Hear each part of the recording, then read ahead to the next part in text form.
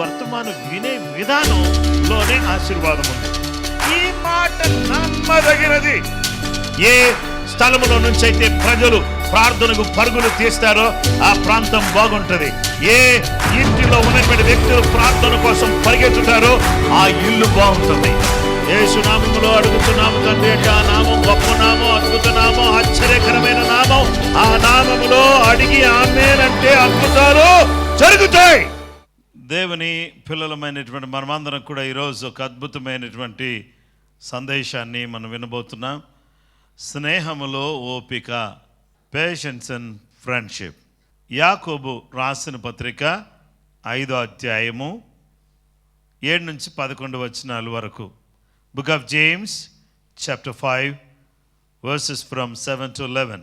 సహోదరులారా, ప్రభు రాకడ వరకు ఓపిక కలిగి ఉండుడి.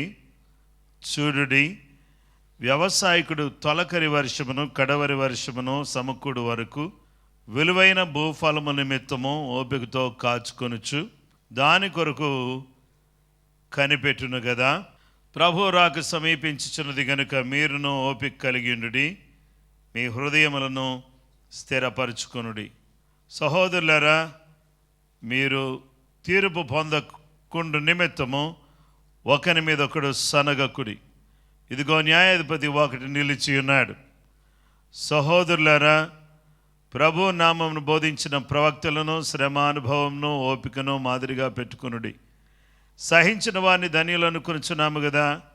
మీరు యోబు యొక్క సహనం గూర్చి వింటిరి. ఆయన ఎంతో జాలియు కనికరమును గలవాడని మీరు తెలుసుకొని ఉన్నారు. ఓపిక కలిగిన వ్యక్తులు, చాలా ఓపిక కలిగి దేవుని యొక్క స్నేహాన్ని కొనసాగించినటువంటి వారిని గురించి వాక్యాన్ని మనం చూద్దాం. పరిశుద్ధ గ్రంథంలో మనం చూస్తే యోబు మొదటిగా మనకు కనబడుతున్నాడు. ఒకప్పుడు చాలా గొప్ప ధనవంతుడు, చాలా ఉన్నతమైనటువంటి స్థాయి కలిగిన వాడు, చాలా పేరు ప్రఖ్యాతులు కలిగిన వాడు. అతన్ని గూర్చి మనం ఈ యొక్క యాకోబు పత్రిక 5వ అధ్యాయం 11వ వచనంలో ఏమంటున్నాడంటే, సహించిన వారిని ధన్యులను కొనుచున్నాము కదా. మీరు యోబు యొక్క సహనము గూర్చి వింటిరి. ఆయన ఎంతో జాలియు కనికరము గలవాడని మీరు తెలుసుకొని ఉన్నారు. ఎంతో స్థిరమైన దృఢమైన స్థితి కలిగినటువంటి వాడిగా యోబు మనకు కనబడుతున్నాడు. దేవుని యందు భయభక్తులు కలిగిన వాడిగా, చెడుతనమును విసర్జించిన వాడిగా ఉన్నాడు. అతనికి 7 కుమారులు 3 కుమార్తెలు అతనికి కలిగి ఉన్నారు. అతని ఆస్తి, అతను 7,000 గొర్రెలు, 3,000 ఒంటెలు, 500 జతల ఎడ్లను, 500 ఆడుగాడిదలను కలిగి బహుమంది పనివారును అతనికి ఆస్తిగా ఉండెను. కనుక తూర్పు దిక్కు జనులందరిలో అతడే గొప్పవాడిగా ఉండెను. అతని కుమారులందరూ వంతులు చొప్పున అనుదినము ఒకరికొకరు తమ తమ ఇండ్లలో విందు చేయనై కూడినప్పుడు తమ 3 అక్క చెల్లెండ్రు తమతో కలిసి అన్నపానములు పుచ్చుకొనవలెనని వారిని పిలిపించుచూ వచ్చరి. ఇలా పిలిచినప్పుడు వారి వారి విందు దినములు పూర్తి కాగా యోబు తన కుమారులు పాపం చేసి తమ హృదయములో దేవుని దూషించరేమో అని వారిని పిలువనంపించి వారిని పవిత్రపరిచి అరుణోదయములు లేచి వారిలో ఒక్కొక్క నిమిత్తము దహన బలి అర్పించుచూ వచ్చాను. యోబు నిత్యము అలాగూ చేయిచుండెను. నా పిల్లలు ఎక్కడైనా పాపం చేశారేమో, ఏవైనా దేవుని యొక్క ఉగ్రత వాళ్ళ మీదకి వస్తుందేమో అని ప్రార్థన చేస్తూ విశ్వాసముతో నమ్మకముతో జీవించినటువంటి వాడిగా మనకు యోబు కనబడుతున్నాడు. ఈ యొక్క యోబు జీవితంలో ఎంతో పట్టుదల కలిగినటువంటి వాడిగా యోబు మనకు కనబడుతున్నాడు. యోబును మనం ఆలోచన చేస్తే ఒకే రోజు యోబు యొక్క ఆస్తి పోయింది. 10 మంది పిల్లలు చనిపోయారు. 7 కుమారులు 3 కుమార్తెలు చనిపోయారు. ఈ 10 మంది ఒకే రోజు చనిపోవడం, ఆస్తి అంతా పోవడం, పరిస్థితులన్నీ కూడా అస్తవ్యస్తంగా అయిపోవడం, ఉన్నదంతా కూడా పోతే పని వాళ్ళు ఉంటారా? ఉండరు. తర్వాత 2 మిగిలారు. భార్యాభర్తలు 2 మిగిలారు. నేను నా భర్తనుగా చేసుకొనుచున్నాను అని చెప్పిన భార్య ఏమంటుందంటే, లోబడకుండా ఆరోగ్యం పోయింది, మనకున్న పరిస్థితులు అన్నీ కూడా అస్తవ్యస్తం అయిపోయి ఇంకా దేవుడా దేవుడా అని బూడిదగుంటలో కూడా కూర్చొని ఆరోగ్యం పోయిన తర్వాత దేవుడు అంటావు, ఇంకా యథార్థత వదలవా, దేవుడు దూషించి మరణము కమ్ము అని చెప్పినప్పుడు ఆయన ఏమన్నాడంటే, మూర్ఖురాలు మాట్లాడినట్లు నీవు మాట్లాడుచున్నావమ్మా, మనం దేవుని వలన మేలు మాత్రమే అనుభవిస్తామా, కీడు అనుభవింప తగదా? దేవుడు మేలు చేసినప్పుడు చాలా సంతోషంగా కృతజ్ఞత కూటాలు పెట్టాంగా. మరి ఇప్పుడు దేవుడు మనకు మేలు చేయట్లేదు, మనకి కీడు మన మీదకి వచ్చింది, కష్టాలు మన మీదకి వచ్చాయి, బాధలు మన మీదకి వచ్చాయి. మరి ఇలాంటి సమయంలో మనము దేవుని దూషించడం, దేవుని ద్వేషించడం అనేది మంచిది కాదు. యెహోవా ఇచ్చెను, యెహోవా తీసుకొని పోయాను, యెహోవా నామమునికి స్తుతి కలుగును గాక అని యోబు చెప్పాడు. తన మాటల్లో యోబు తప్పిపోలేదు. దేవుని వాక్యాన్ని మనం చూస్తే యోబు ఎలాంటి వాడిగా మనకు కనబడుతున్నాడంటే కష్టాల్లో కూడా స్నేహాన్ని కొనసాగిస్తున్నాడు. ఎవరితో స్నేహాన్ని కొనసాగిస్తున్నాడు అంటే జీవము గల దేవునితో స్నేహాన్ని కొనసాగిస్తున్నాడు. ఎవరైనా మాట చెప్పగలరా? ఎంత క్లోజ్ రిలేషన్షిప్, క్లోజ్ ఫ్రెండ్షిప్ దేవునితో కలిగి ఉండడాన్ని బట్టే ఎవరు చెప్పగలుగుతున్నారు? యెహోవా ఇచ్చెను, యెహోవా తీసుకుని పోయాను, యెహోవా నామమునకు స్తుతి కలుగును గాక అని చెప్పాడు. అంటే మరి దేవునితో ఎంత దగ్గరగా సహవాసం కలిగినటువంటి వాడిగా యోబు ఉన్నాడు. కాబట్టి మేలు జరిగినప్పుడు దేవా దేవా అంటూ మాత్రమే కాదండి, కీడు వచ్చినప్పుడు, కష్టాలు వచ్చినప్పుడు, ఇబ్బందులు వచ్చినప్పుడు, ఇరుకులు వచ్చినప్పుడు, అనారోగ్య పరిస్థితులు వచ్చినప్పుడు, పరిస్థితులు తారుమారైనప్పుడు, అస్తవ్యస్తంగా ఉన్నప్పుడు, పరిస్థితులన్నీ కూడా అగమ్య గోచరంగా మారిపోయినప్పుడు ఏంటి అనేది అర్థం కానిటువంటి పరిస్థితుల్లో ఆ దేవునితో స్నేహం వదలకూడదు. దేవునితో స్నేహాన్ని కలిగిన వారిగా ఉండాలి. యోబు అలా స్నేహం చేయడానికి గల కారణం ఏంటంటే నా దేవుడు నాకు ఏది కూడా కీడు చేయడు, దేవుడు తప్పకుండా నాకు న్యాయం చేస్తాడు, నన్ను ఆదుకుంటాడు, నన్ను పట్టుకుంటాడు, నాకు సహాయం చేస్తాడు, నా పరిస్థితి మారుస్తాడు, నాకున్నటువంటి స్థితిగతులను దేవుడు మార్చగలిగిన వాడుగా ఆయన ఉన్నాడు అనే నమ్మకంతో యోబు దేవునితో స్నేహం ప్రారంభించాడు. అలా స్నేహం చేయటం వల్ల ఏం జరిగిందో తెలుసా అండి? దేవుని కృపను బట్టి స్నేహితులు కూడా ఏం తప్పు చేసావో, అసలు ఏంటయ్యా నీ యొక్క గుడారంలో నుంచి పాపం తీసేసుకో, నీ ఇంట్లో నుంచి దుర్మార్గత్వం తొలగించు అని వాళ్ళు అన్నారు. మరి ఇలాంటి పరిస్థితుల్లో ఏంటి అర్థం కానిటువంటి పరిస్థితుల్లో, ఏమీ అర్థం కానిటువంటి పరిస్థితుల్లో ఉన్నటువంటి యోబు మాత్రం దేవుని మీద ఆనుకుని ఉన్నాడు, దేవుని వైపు చూస్తున్నాడు. ఆరోగ్యం పోయినా, ఆస్తి పోయినా, అందరూ పిల్లలు పోయినా, ప్రతిదీ కూడా కోల్పోయినా, బూడిద గుంటలోకి వచ్చేసిన, నిరుపేదగా మారిన దేవునితో స్నేహం మాత్రం పోగొట్టుకోలేదు. ఈ లోకంలో డబ్బు రావచ్చు, డబ్బు పోవచ్చు, స్థితి గతులు మంచి స్థితి రావచ్చు, లేకపోతే దీన స్థితి రావచ్చు, కానీ ఏ స్థితిలో ఉన్నా దేవునితో స్నేహం మాత్రం మిన్న, దాన్ని పోగొట్టుకుంటే సున్నా. కాబట్టి దేవుని పిల్లలమైనటువంటి మనం ఏ స్థితిలో ఉన్నా ఎవరితో స్నేహం చేయాలి? దేవునితో స్నేహం చేయాలి. దేవునితో స్నేహం వల్ల యోబు తన స్నేహితులు తన గురించి కాస్త తేడాగా మాట్లాడినా, వేరుగా మాట్లాడినా, స్నేహితులు మా కోసం మీరు ప్రార్థన చేయాలి అని అడిగితే యెహోవా నామములో యోబు తన స్నేహితుల కోసం ప్రార్థన చేశాడు. 42వ అధ్యాయం 10వ వచనంలో, మరియు యోబు తన స్నేహితుల నిమిత్తం ప్రార్థన చేసినప్పుడు యెహోవా అతని క్షేమ స్థితిని మరలా అతనికి దయచేశాను, మరియు యోబునకు పూర్వం కలిగిన దానికంటే రెండంతలు అధికముగా యెహోవా అతనికి దయచేశాను. దేవుని వాక్య భాగంలో మనం చూస్తే పూర్వం కలిగిన దానికంటే కూడా యోబుకు రెండంతలుగా అధికంగా దేవుడు దయచేశాడు. ఎందుకు రెండంతలు అతను కలిగిన వాడిగా ఉన్నాడు అంటే కారణం ఒకటే, దేవునితో స్నేహాన్ని కోల్పోలేదు, దేవునితో సంబంధాన్ని కోల్పోలేదు, రెట్టింపు ఆశీర్వాదం అతనికి దేవుడు ఇవ్వడానికి పూనుకున్నాడు. 42వ అధ్యాయం 12వ వచనంలో యెహోవా యోబును మొదట ఆశీర్వదించినంత కంటే మరి అధికముగా ఆశీర్వదించను. అతనికి 14,000 గొర్రెలను, 6,000 ఒంటెలను, 1000 జతల ఎడ్లను, 1000 ఆడుగాడిదలను కలిగెను. అన్ని డబల్ డబల్ డబల్ వచ్చేసాయి. కానీ దేవుడు 10 మంది పిల్లల్నే ఇచ్చాడు మళ్ళీ తిరిగి. అంటే టైం పట్టిందా, లేకపోతే ఒకే ఉన్న పాటను 10 మంది పుట్టారంటారా? ఒకే టైంలోనే 10 మంది పుట్టుంటారా ఏంటి? లేదు. అంటే పరిస్థితులు మళ్ళీ తిరిగి పుంజుకోవాలి, పరిస్థితులు మారాలంటే ఇట్ విల్ టేక్ టైం పడుద్ది. కానీ నువ్వు స్నేహం చేస్తూనే ఉండాలి. స్నేహములో ఓపిక అంటే ఇదే. దేవునితో స్నేహం చేసే దాంట్లో మనం చేసే విషయంలో ఓపిక కలిగిన వారిగా ఉండాలి. ఇదొక సీజనల్ భక్తి కాదు, 30 days భక్తి కాదు, 20 days భక్తి కాదు దేవునితో స్నేహం అంటే. లేకపోతే ఇది ఒక 1 week భక్తి కాదు, లేకపోతే 40 days భక్తి కాదు. మంది ఓన్లీ లెంట్ డేస్ మాత్రమే భక్తిగా ఉంటాను. లెంట్ డేస్ అయిన తర్వాత గుడ్ ఫ్రైడే అయిపోయి ఈస్టర్ అయిపోయింది, సాయంకాలం ఫుల్గా తాగుతాను, ఇష్టం వచ్చినట్టు తింటాను, తిరుగుతాను, 40 days మాత్రం ఫాస్టింగ్ ఉంటాను అంటే నీ ఫాస్టింగ్ వల్ల నీకే లాభం లేదు. యోబు నువ్వు మొదట ఆశీర్వదించిన దానికంటే 2 అంతలు దేవుడు ఆశీర్వదించాడు.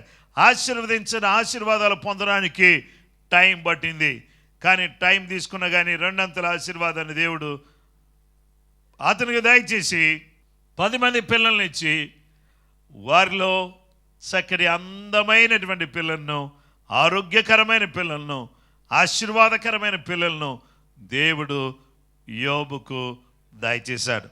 హల్లెలూయా అని చెప్పండి. దేవుని వాక్య భాగంలో మనం చూస్తే ప్రియ దేవుని బిడ్డలారా, దేవుడు ఎలాంటి దేవుడుగా ఉన్నాడంటే జాలిగల దేవుడుగా, కరుణగల దేవుడుగా, ప్రేమగల దేవుడుగా, దీర్ఘశాంతం కలిగిన దేవుడుగా ఆయన ఉన్నాడు.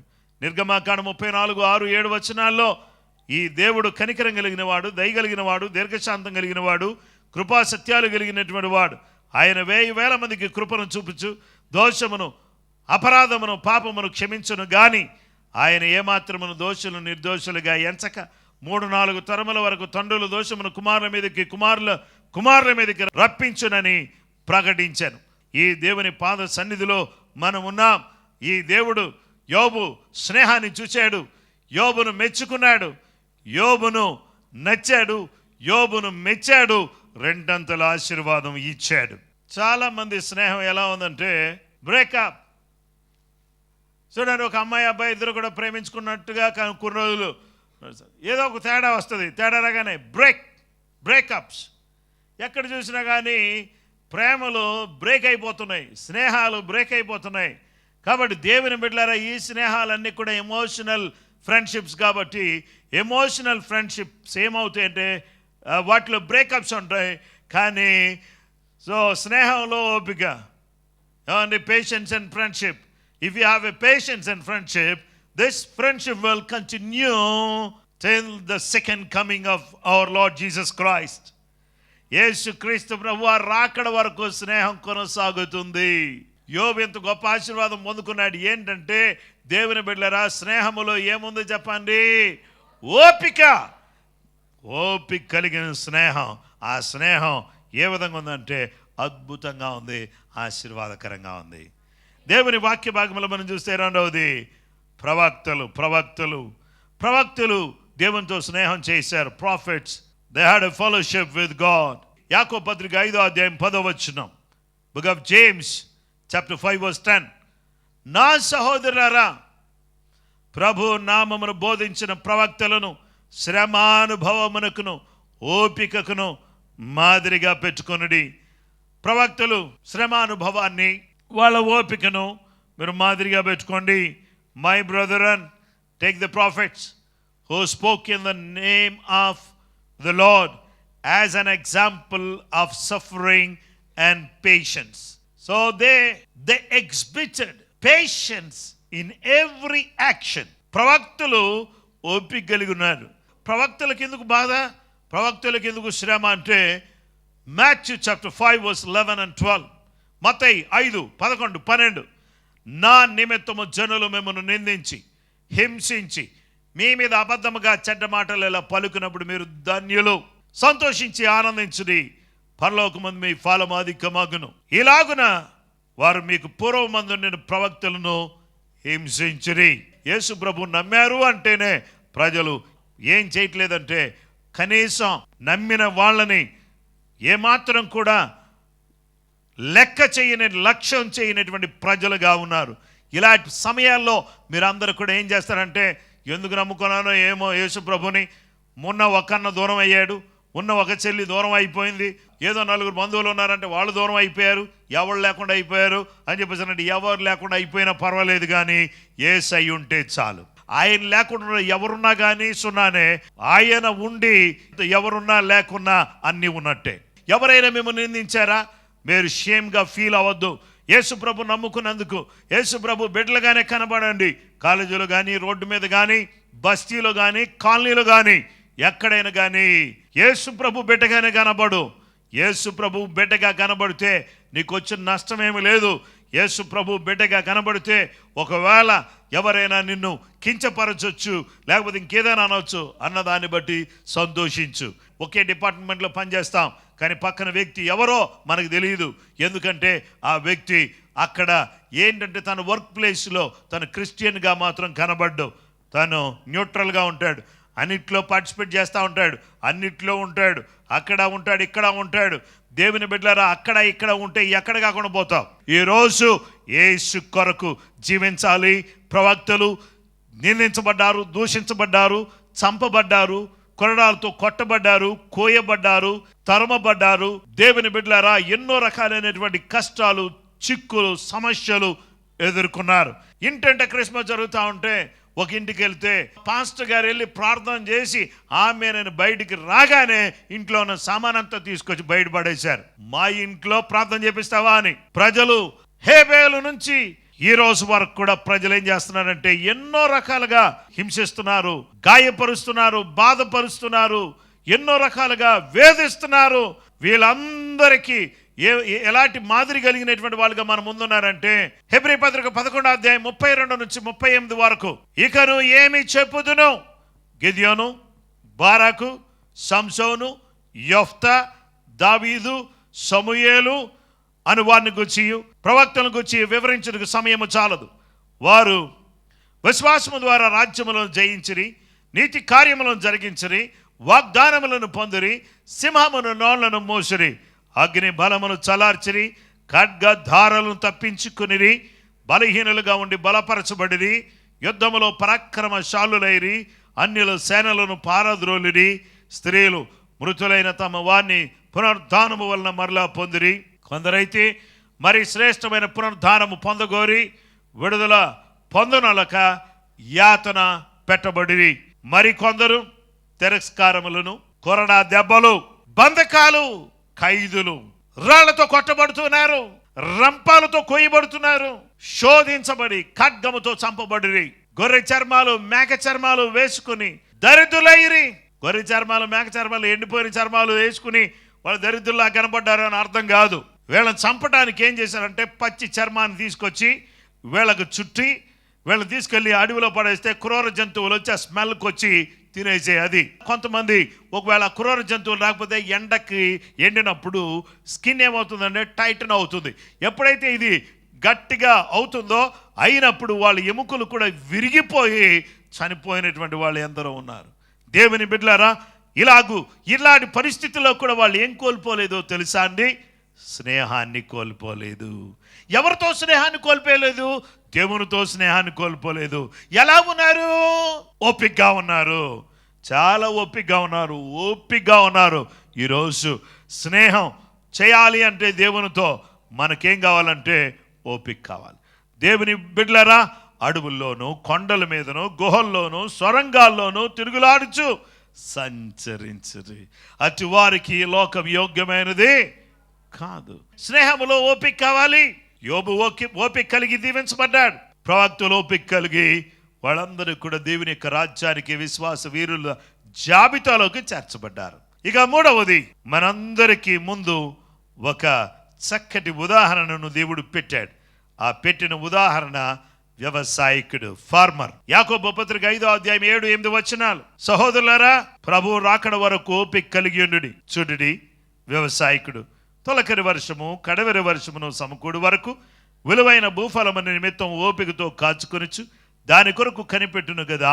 ప్రభు రాక సమీపించుచున్నది కనుక మీరును ఓపిక కలిగి ఉండుడి, మీ హృదయములను సిద్ధపరచుకొనుడి. Therefore be patient, brethren, until the coming of the Lord. See how the farmer waits for the precious fruit of the earth, waiting patiently for it until it receives the early and latter rain. You also be patient, establish your hearts, for the coming of the Lord is at hand. The coming of the Lord is so near.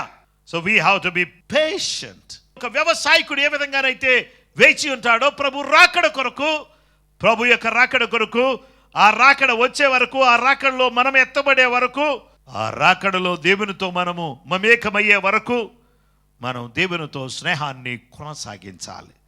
దేవునితో స్నేహాన్ని కొనసాగిస్తూ ఉండాలి. దేశం మీద దాని కాలాల్లో తొలకరి వర్షం, కడవరి వర్షాన్ని కురిపించేటటువంటి వాడిగా మన దేవుడు మనకు కనిపిస్తూ ఉన్నాడు. అందుకనే మనం అందరం కూడా ఈ దినాన ఏం చేయాలంటే, అయ్యా నేను ఇంకా నిద్రలో ఉండను, ఇంకా కూడా లోక స్నేహంతో ఉండను, పాపములో ఉండను, దౌర్భాగ్యమైనటువంటి ఈ లోక సంబంధమైనటువంటి జీవితాన్ని జీవించను. నేను కాలమును ఎరిగి, ఈ కాలం ఏ విధంగా ఉందంటే ఇది నిజంగా అంత్యకాలమే, ఇది నిజంగా దుర్దినాలే, ఈ దినాలు దుర్దినాలు, ఈ కాలం అంత్యదినాలు, ఈ కాలమును ఎరిగి కాలమును ఎరగాలి. ప్రభు రాకడ కాలమును ఎరిగి మనమందరం కూడా నిద్ర మేలుకొని వేళ అయినదని తెలుసుకుని మనందరం కూడా అలా చేయాలి. పగలు సమీపంగా ఉంది, రాత్రి చాలా గడిచిపోయింది గనుక అంధకార సంబంధమైన క్రియలను విసర్జించాలి, తేజ సంబంధమైన యుద్ధోపకరణాలు ధరించుకోవాలి. దేవుని పిల్లలమైనటువంటి మనము విసర్జించే సమయం ఇది, విడిచిపెట్టే సమయం, పాపాన్ని విడిచిపెట్టే సమయం, నిర్లక్ష్యము అనేటటువంటి దాన్ని విడిచిపెట్టేటటువంటి సమయం, మనం అందరం కూడా దేవుని కొరకు నిలబడే సమయం, దేవుని కొరకు మనం అందరం కూడా పూనుకోవలసిన సమయం. ఇలాంటి సమయంలో, ఇలాంటి తరుణములో మనం అందరం కూడా ఏ విధంగా ఉండాలంటే పశ్చాత్తాపంతో బాప్తిస్మం పొందినటువంటి వారమై, ప్రభు యొక్క ఆత్మచేత నింపబడిన వారమై, ప్రభు కృపలో సగవలసిన వారిగా మనమున్నాం. ఇది ఏ సమయము? ఇది ప్రభు రాకడ సమయం. ఈ సమయంలో మనం అందరం కూడా ఎలా ఉండాలి? ఓపికతో ఉండాలి, ఓపిక కలిగినటువంటి వారమై ఉండాలి. అయితే దేవుని పిల్లలమైనటువంటి మన అందరం కూడా మనకేం కావాలంటే రిపెండెన్స్ కావాలి, పశ్చాత్తాపం కావాలి, మారుమనసు కావాలి. So we need to turn from sin, turn to salvation. We need to turn from Satan and turn to God. సాతాను నుండి దేవుని వైపు తిరగాలి, మరణము నుండి జీవం వైపు తిరగాలి. ఎప్పుడైతే మనం తిరుగుతామో, ఎప్పుడైతే ఆయన వైపు తిరుగుతామో, ఎప్పుడైతే ఆయన వైపు మనం చూస్తామో, మన జీవితం మారిపోతుంది. దేవుని బిడ్డలారా, ఎంతమంది ఇప్పటికే దేవుని వైపు తిరిగారో వాళ్ళందరూ కూడా దేవునితో చాలా జాగ్రత్తగా మీ స్నేహాన్ని కొనసాగించండి. మీ సహనము సకల జనులకు తెలియబడనీయుడి, ప్రభు సమీపంగా ఉన్నాడు. మీ సహనం, మీ ఓపిక, మీ సహనాన్ని సకల జనులకు తెలియబడనియండి. అనవసరంగా రెచ్చిపోవద్దు, అనవసరంగా మీ యొక్క మంచితనాన్ని కోల్పోవద్దు.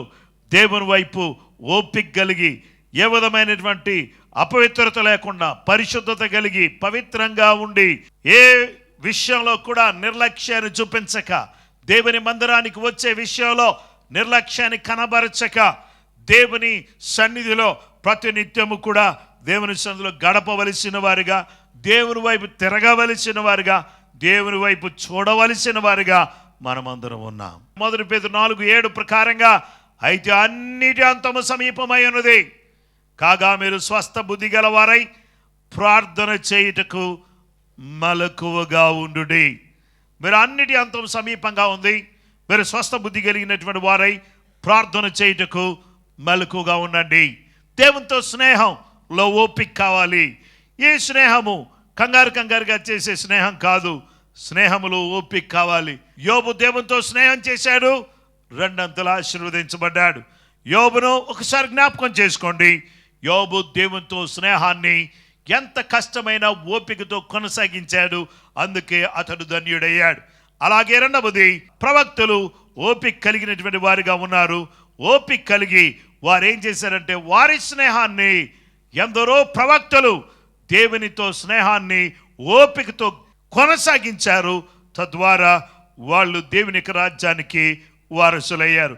ఒక వ్యవసాయకుడు ఏ విధంగా ఓపిక కలిగినటువంటి వాడిగా ఉంటాడో అలాగుననే మనం కూడా దేవుని యొక్క రాకడ సమయంలో ఉన్నాం కాబట్టి కాలమును ఎరిగి మారు మనసు పొంది పాపక్షమాపణ నిమిత్తం బాప్తిస్మం పొంది దేవునితో స్నేహం చేస్తూ దేవునితో కలిసి నడిచేవారిగా ఉండాలి. హానోకు 300 సంవత్సరాలు దేవునితో నడిచి దేవునితో స్నేహం చేశాడు. అబ్రహాము దేవునికి స్నేహితుడిగా ఎంచబడ్డాడు. నోవాహు కానీ, ఏలియా కానీ, ఎలీషా కానీ ఇలాంటి దైవజనులందరూ కూడా దేవునితో సహవాసం కలిగినటువంటి వారుగా ఉన్నారు.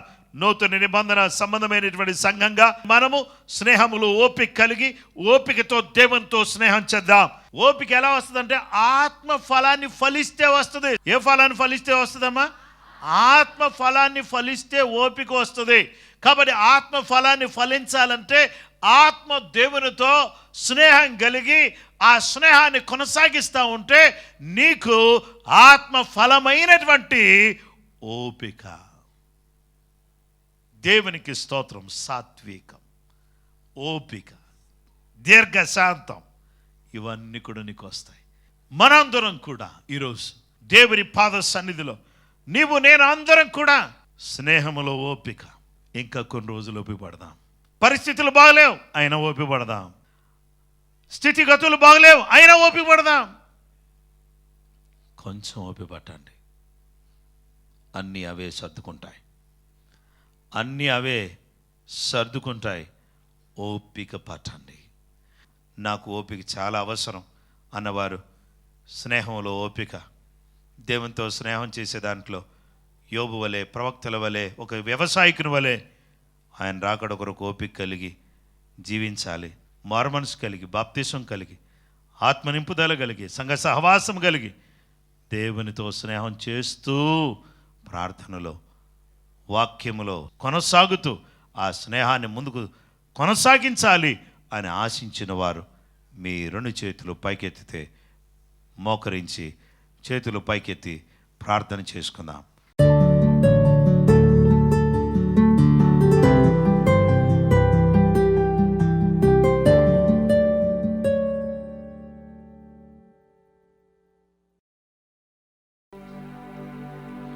మంచి యేసయ్య, నీ పాదాలకు వందనాలు. స్నేహంలో ఓపిక అనే అంశాన్ని గురించి నిబిడలమైనటువంటి మాతో మీరు మాట్లాడినందుకు మీకు వందనాలు తండ్రి. నిబిడలమైనటువంటి మమ్మల్ని మీరు ఒకసారి జ్ఞాపకం చేసుకోండి. దయగలిగిన మా యేసు ప్రభువా, యోబు ఏ పరిస్థితిలోనైనా, ఎంత దయనీయమైన పరిస్థితిలో కూడా ఓపిక కలిగి నీతో స్నేహాన్ని కొనసాగించారు. ప్రవక్తలు కూడా అలాగే చేశారు. మేము కూడా సంఘంగా ఒక వ్యవసాయకుడు ఏ విధంగా తొలకరి వర్షం, కడవరి వర్షం కొరకు ఎదురు చూస్తూ విలువైన భూఫలాలు వచ్చే వరకు ఎదురు చూసినట్టుగా మేము మీ రాకడ కొరకు ఎదురు చూసేవారిగా సహాయం చేయండి ప్రభువా. మారు మనసు, బాప్తిస్మము, పరిశుద్ధాత్మ నింపుదల కలిగిన వారమై అనుదినము నీతో సహవాసం కలిగి నీతో స్నేహాన్ని మీరు వచ్చే వరకు కూడా కొనసాగించడానికి కృపదయ చేయమని యేసు నామములో అడుగుచున్నాము తండ్రి. ఆమేన్. మా చిరునామా దైవజనులు జాషువా గుమ్మళ్ళ గారు, Peniel gospel church, plot number 22, హిమగిరి నగర్, గంధంగూడ, హైదరాబాద్ 5,92,000. మా ఫోన్ నంబర్స్ 9009-2885, 9008-2994, 9246551333, 93911999244.